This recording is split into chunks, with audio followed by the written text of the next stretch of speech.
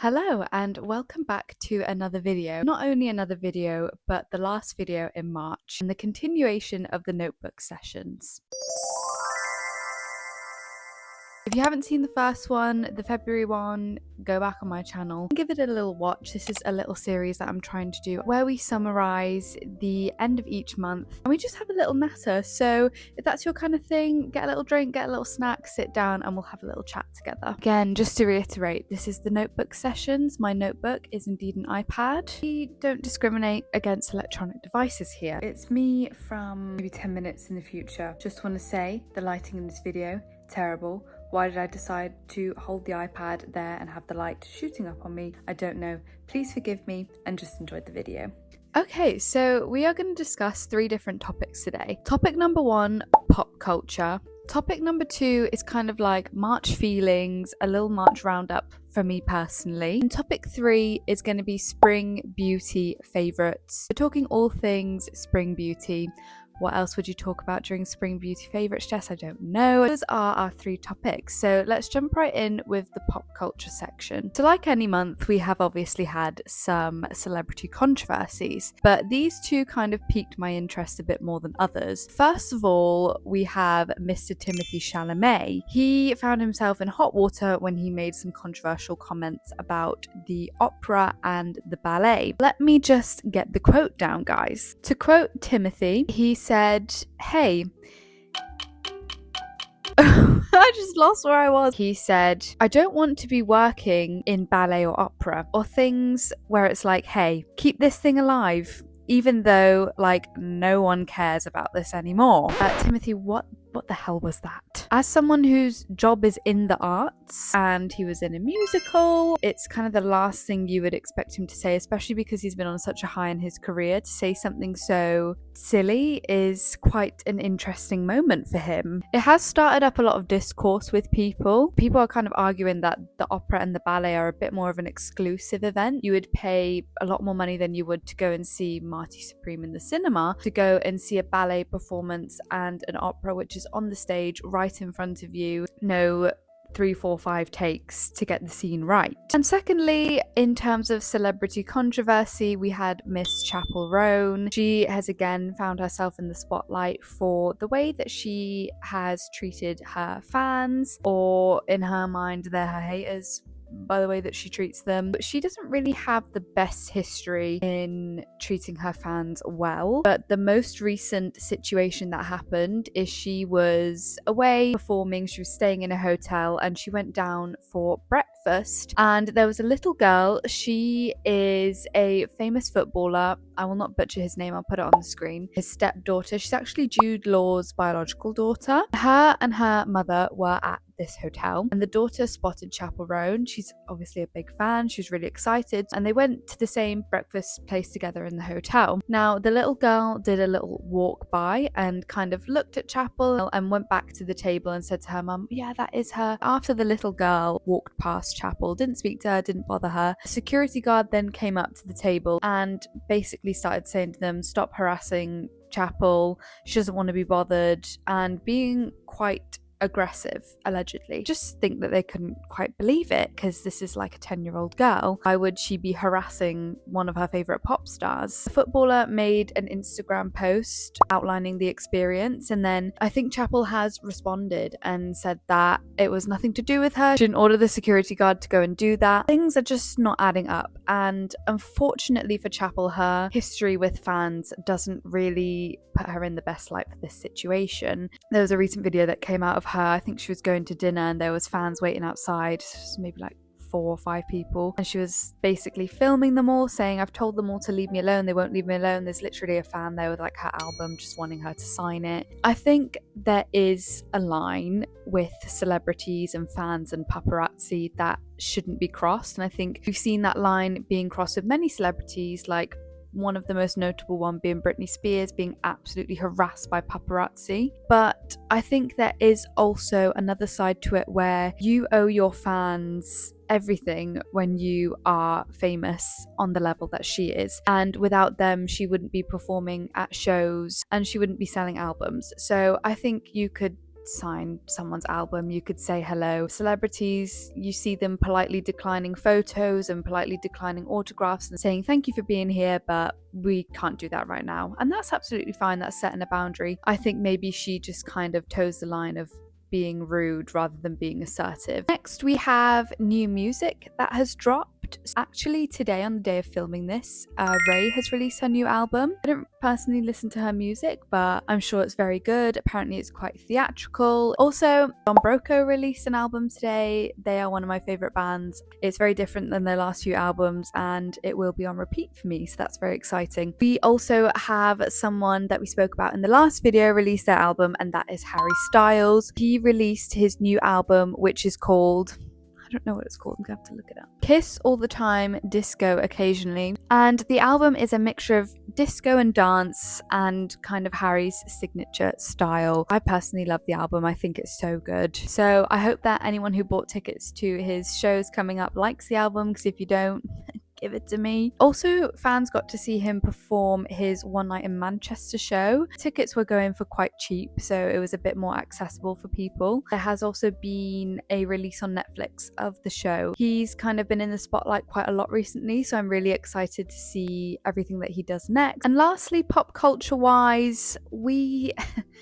have Easter eggs, guys. It wasn't a dry month. I just freaking love Easter eggs. Obviously, Easter's coming up soon, and the main part of Easter for me is an Easter egg. I've already had mine because I actually go on holiday next week. I'm so freaking excited. So we've had an early Easter. I had a Reese's egg. Yeah, there is the cheap option, and I love a Reese's. I got that one for £3.50 from Tesco's. But if you want a bit more of an indulgent experience, supermarkets like Waitrose and M&S have released extremely indulgent Easter eggs, as well as I always say it Hotel Chocolat, not to show off, but that's just how I say it. We have some options that have released from these supermarkets. So we have the Waitrose pistachio egg. That one comes up to £17, which is already like a lot of money for an Easter egg. We then have the M&S salted caramel egg, which is £18. I would pay it. I mean, every video I've seen, I want to eat it. I'm like dribbling at my phone because it looks so freaking delicious. I haven't bought it. I don't think I'm gonna buy it. £18 for an egg is just like literally another level. Then we have the chocolate ostrich egg from Hotel Chocolat, and this one is £90. I think you get the egg and it's meant to be like a centerpiece. I know, I think they're just making up. And you crack it open and it's got mini chocolates inside as well. I mean, it sounds great, but I would not pay £90 for an Easter egg, thank you very much, when I can have my £3.50 Reese's one. So that rounds off our pop culture section. So now we're going to go into kind of personal achievements, highlights, March feelings, lots of March feelings. So let's get into that. To be quite frank with you, March has been a really difficult month for me. Usually I'm a very positive person, I'm very upbeat, but my god, this month, not only this month, this year has really tested my resilience and mental strength.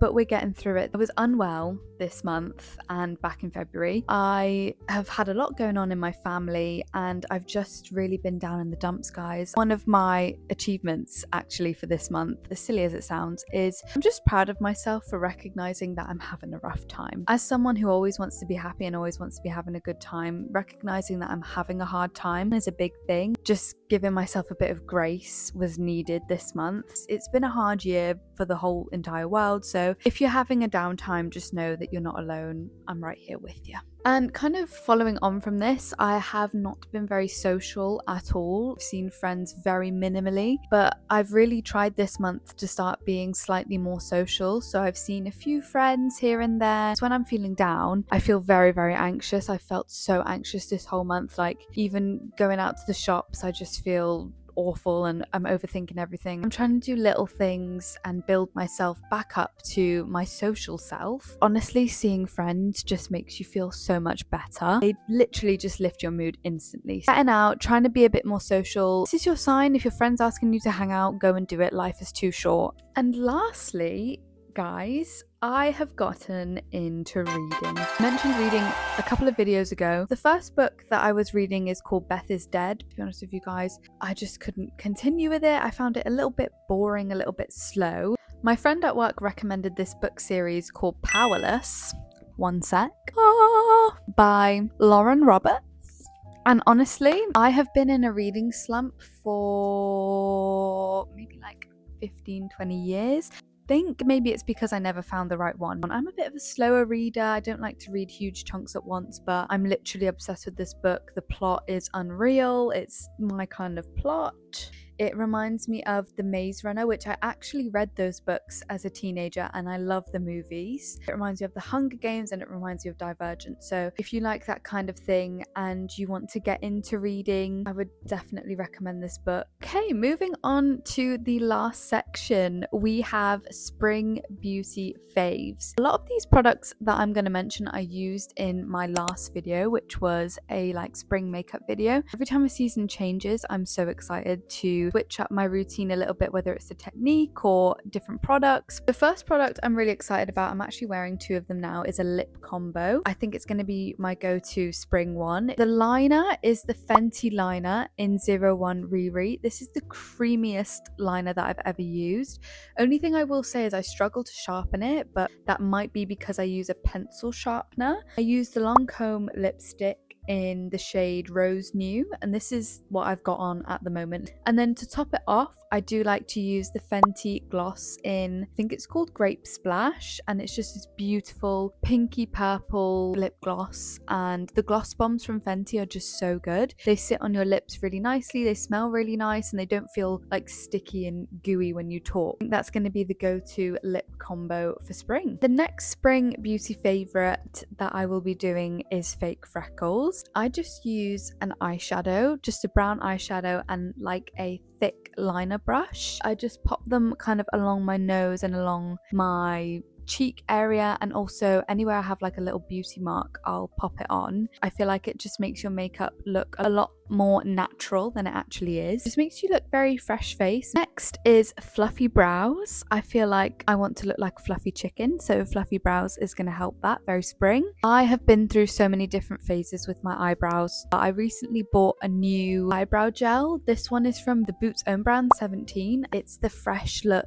it's the effortless look, oh, my eyebrows look like this all the time. Then lastly, the big spring beauty favorite is pastel nails, and just really cute bright nails. Currently I have a really pretty kind of butter yellow base, and then I have a light pink stripe on my nails, and I just feel like they give very spring. But I love any kind of pastel nail. Saw some nails on Pinterest where you had different colored French tips in spring colors with chrome on top. Just everything kind of feels a lot more brighter, fresh, and just new and exciting. So that's kind of the main trend of spring beauty that I want for myself.